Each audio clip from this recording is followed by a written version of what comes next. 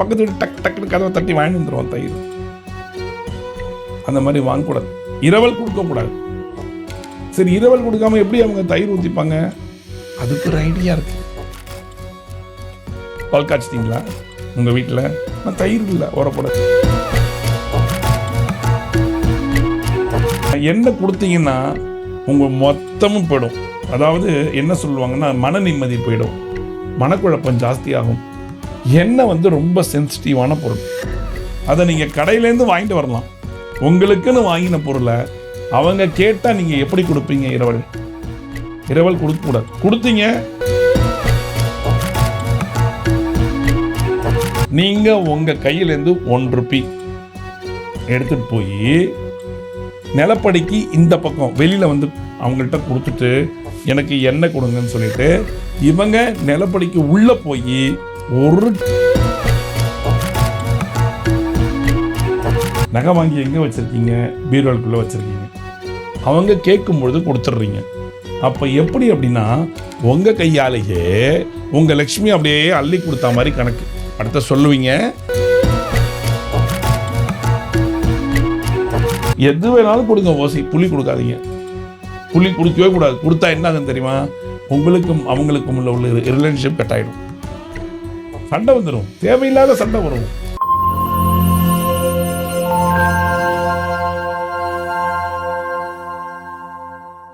Cosmo view நேயர்கள் அனைவருக்கும் வணக்கம். இன்றைய நிகழ்ச்சியில ஜோதிடம் குறித்து நமக்கு இருக்கக்கூடிய சந்தேகங்களுக்கு விளக்கம் கொடுக்கறதுக்காக ஸ்ரீரங்கத்து கோவிந்த பட்டர் நம்ம கூட இணைந்திருக்காரு. தொடர்ந்து நிறைய விஷயங்கள் பேசலாம். வணக்கம் சார். காஸ்மோ வியூ நேயர்களுக்கு வணக்கம். மேடம் நமஸ்காரம். எப்படி இருக்கீங்க சார்? நல்லா இருக்கேம்மா, நீங்க நல்லா இருக்கீங்களா? நல்லா இருக்கேன் சார். சரி, இன்னைக்கு நிகழ்ச்சியில ரொம்ப தேவைப்படக்கூடிய ஒரு பதிவு. இப்போ நிறைய பேர் இந்த இரவல் வாங்குறதுன்னு சொல்லுவாங்க. நம்ம வீட்டில் இல்லை, பக்கத்து வீட்டில் போய் கொஞ்சமா அந்த பொருள் வாங்கிட்டு சொல்லி முன்ன காலத்துலலாம் அந்த மாதிரியான வழக்கம் இருந்தது. இன்னும் சில வீடுகளில் இந்த கிச்சன் பொருட்கள், இந்த முக்கியமான பொருட்கள் மட்டும் இந்த மாதிரி இரவல் வாங்குறது அப்படிங்கிறது உண்டு. என்ன மாதிரியான பொருட்களை நம்ம இரவலா கொடுக்கவே கூடாது? அது கொடுக்கும்போது நம்மளுடைய ஐஸ்வர்யங்கள் எல்லாம் நம்ம வீட்டை விட்டு போகும் அப்படின்னா என்னென்ன பொருட்கள் சார்? முதல்ல இதுல ஃபர்ஸ்ட் இருக்கிறது தயிர். ஊருக்கு போயிட்டோம், ராத்திரி அப்படி சாயங்காலம் வரும்போது பார்த்தா பால்லாம் இருக்கும். பால் வாங்கிட்டு வந்திருப்போம், அந்த தயிர் வாங்க மறந்து போயிடுவோம். இன்னைக்கு தயிர் நிறைய இடத்துல கிடைக்குது, ஆர்டர் போட்டால் உடனே வருது, எல்லாம் வருது. ஆனால் அந்த மறந்து போகிற நேரத்தில் பார்த்தீங்கன்னா வந்துடும். வீட்டுக்கு வந்துட்டு இந்த பால் எடுத்து காய்ச்சும் போது தயிர் உடனே என்ன பண்ணுவோம், சர்றன்னு போய் பக்கத்து வீட்டு டக்குன்னு கதவை தட்டி வாங்கிட்டு வந்துடுவோம் தயிர். அந்த மாதிரி வாங்கக்கூடாது. இரவல் கொடுக்கக்கூடாது. சரி, இரவல் கொடுக்காம எப்படி அவங்க தயிர் ஊற்றிப்பாங்க? அதுக்கு ஒரு ஐடியா இருக்கு. பால் காய்ச்சிட்டீங்களா உங்கள் வீட்டில்? நான் தயிர் இல்லை உரப்போட, நேராக பாலை கொண்டு போய் கொடுத்துருங்க.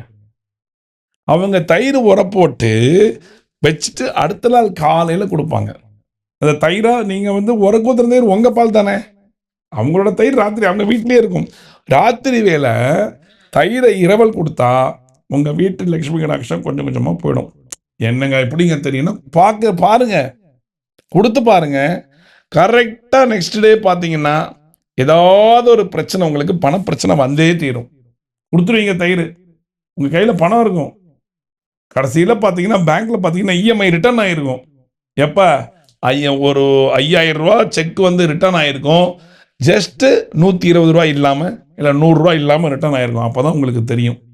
அதனால தயிரை மட்டும் இரவல் கொடுக்காதீங்க நைட். ஸோ அதே மாதிரி கிச்சனில் இருக்கக்கூடிய வேற ஏதாவது பொருட்கள் எண்ணெயை எப்பொழுதுமே இரவலும் கொடுக்கக்கூடாது, கையில் வாங்கவும் கூடாது. இது ராத்திரியோ காத்தாலையோ தயிர் ராத்திரி கொடுக்கக்கூடாது. ஆனால் எண்ணெய் எப்பொழுதுமே கொடுக்கக்கூடாது. எதனால சார்? எண்ணெய் எப்படின்னா எண்ணெய் கொடுத்தீங்கன்னா உங்கள் மொத்தமும் போயிடும். அதாவது என்ன சொல்லுவாங்கன்னா மன நிம்மதி போயிடும், மனக்குழப்பம் ஜாஸ்தியாகும். எண்ணெய் ரொம்ப சென்சிட்டிவான பொருள். அதை நீங்கள் கடையிலேருந்து வாங்கிட்டு வரலாம். உங்களுக்குன்னு வாங்கின பொருளை அவங்க கேட்டால் நீங்கள் எப்படி கொடுப்பீங்க? இரவல் கொடுக்கக்கூடாது. கொடுத்தீங்க மனக்குழப்பம் வரும், தேவையில்லாத பிரச்சனைகள் வரும். ஏன்னா இதெல்லாம் எண்ணெயும் தயிரும் லக்ஷ்மி கடாட்சத்துக்கு சமம். எந்த ஒரு வீடுமே தயிர் கூட இல்லாமல் சாப்பிட்டுடலாம், எண்ணெய் இல்லாமல் முடியாது. அதனால எண்ணெய் ரொம்ப முக்கியம். நீங்கள் விளக்கேற்றுறீங்களா? எண்ணெய் இல்லாமல் ஏற்ற முடியுமா? அப்போ அந்த விளக்கேற்றி இந்த எண்ணெயை விட்டு விளக்கேற்றினா தான் லக்ஷ்மி கடாட்சம் வரும். அப்போ அந்த லக்ஷ்மி கடாட்சத்துக்கு மெயின் எண்ணெய். அப்போ அந்த எண்ணெயை கொடுக்கும்போது உங்கள் வீட்டில் இருந்து லக்ஷ்மி கடாட்சம் அங்கே ட்ரான்ஸ்ஃபர் ஆகிடும். ஆனா இப்ப நெறைய பரிகாரங்கள்ல வந்து கோயில்களுக்கு, மத்த இடங்களுக்கு வந்து எண்ணெய் வாங்கி குடுங்கன்னு சொல்றாங்க. பரிகாரமா குடுக்கலாமா? தாராளமாக கொடுக்கலாம். கோவில்களுக்கு கொடுக்கலாம். கோவில்களுக்கு எண்ணெய் தாராளமாக வாங்கி கொடுக்கலாம், தப்பில்லை. ஏன்னா உங்களுடைய எண்ணெயை ஊற்றி தான் விளக்கே ஏற்றுறாங்க. அப்போ அந்த உங்களுடைய எண்ணெயை விளக்கில் ஏற்றும் பொழுது உங்களுடைய தோஷங்கள் விலகும். அதனால கோவில்களுக்கு வாங்கி கொடுக்கலாம். நான் என்ன சொன்னேன், வீட்டுக்கு ஓசியில் கொடுக்கக்கூடாது, இரவல் கொடுக்கக்கூடாது. ஒருவேளை அர்ஜென்ட் வேற வழி இல்லை, போய் வாங்கிட்டு வரதுக்கு லேட் ஆகும், இல்லை நான் 9 மணிக்கு மேலே தான் பார்த்தேன், இனிமேல் ஆர்டர் போட்டு வந்து சாப்பிட முடியாதுங்கிற பட்சத்தில், என்ன மஸ்ட்டுங்கிற பட்சத்தில் நீங்கள் எப்படி வாங்கணுங்கிறத சொல்கிறேன். இரவல் கொடுக்கக்கூடாதுன்னு சொல்லிட்டேன், பட் வேற வழி இல்லை, வேணும்.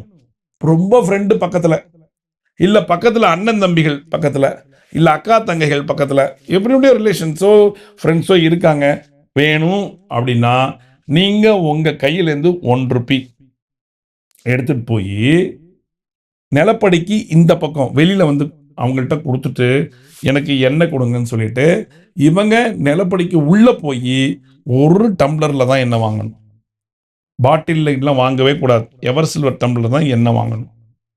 கொஞ்சம், அதாவது 1 டம்ளர் இன்னைக்கு மட்டும் வாங்கிட்டு போகணும். சரி, நெக்ஸ்ட் டே அந்த எண்ணெயை அவங்களுக்கு கொடுக்கணுமா? வேண்டாம். அதுக்கு பதில் 1 ரூபா கொடுத்துட்டோம்ல, காசு கொடுத்து வாங்கின மாதிரி. ஆமாம், காசு கொடுத்து வாங்கின மாதிரி திரும்பி நீங்கள் கொடுக்கக்கூடாது.